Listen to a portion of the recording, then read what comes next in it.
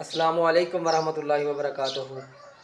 जैसा कि कल मैंने सूरह काफिरून की तिलावत की, तो आज सूरह नसर की तिलावत करूँगा। सबसे पहले मेरे चैनल को ज़्यादा से ज़्यादा सब्सक्राइब करें। मेरा चैनल कासमी टीवी है, इसको ज़्यादा से ज़्यादा लाइक, सब्सक्राइब और शेयर करें। और जब मैं कुरान पाक की सूरत मुकम्मल करूं, आप सुनकर कमेंट में सुबहान अल्लाह ज़रूर कहिए। दुआ करता हूँ कि अल्लाह पाक आपको इसी महीने हज बैतुल्लाह की ज़ियारत नसीब फरमाए। आइए तिलावत शुरू करते हैं। औज़ु बिल्लाहि मिनश शैतानिर रजीम।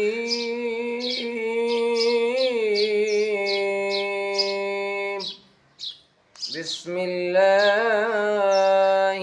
रहमानिर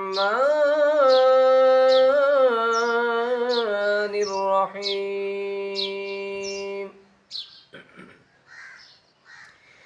इज़ा जाअ नस्रुल्लाहि वल फथ ورأيت الناس يدخلون في دين الله أفواجا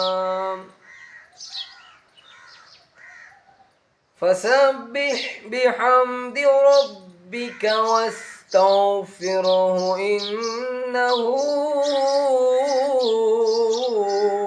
كان توابا.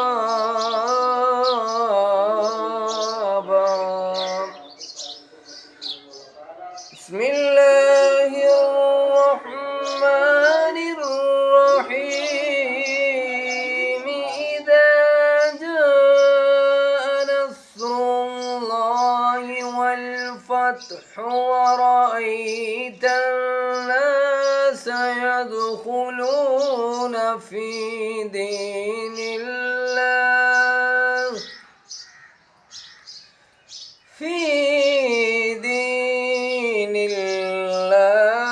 أفواجا فسبح بحمد ربك واستغفر إنه كان توابا.